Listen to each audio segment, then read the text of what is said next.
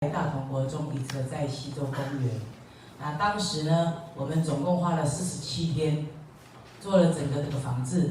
动用了1800个人次，包括调查，包括消毒。那我们今年呢，希望说借由去年我们这个大同国中的一个经验，第一个，我们彰化县就有215所的国中小。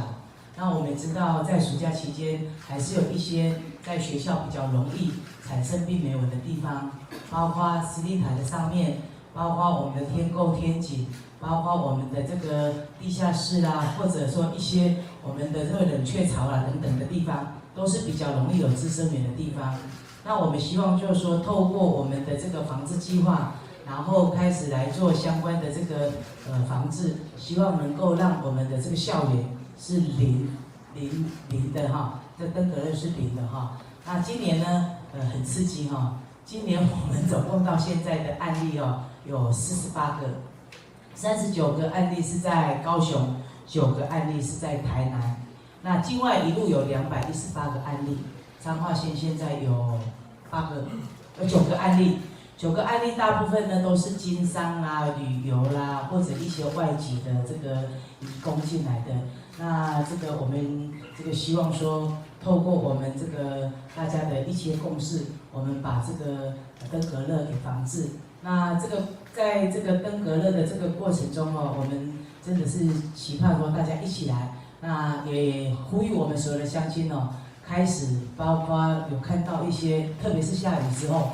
因为我们好像紧接要来的是台风，下雨之后，原则上1周到2周，我们的这个病媒蚊的指数会上升，所以我们希望说这段时间来，我们的乡亲哦，顺一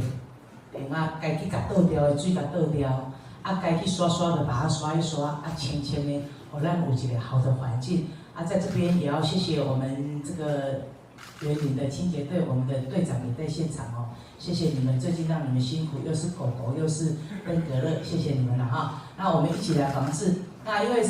去年的话也动用到我们环保、我们的教育、农业以及卫生好几个单位。那我们希望返还于未来，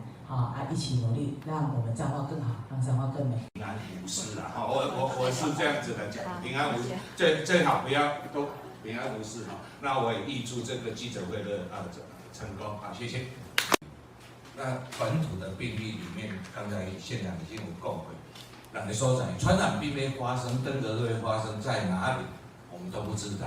因为我们有境外移入的个案。那境外移入的个案里面，大概闷烧，我们如果有本土的个案，我们往前推大概弄有差不多1个月时间，闷烧。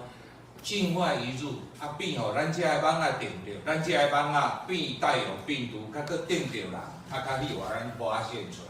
所以我们只要有一个本土的个案，其实都是在这个环境中，大概会有1个月的时间，至少会有1个月时间的闷烧。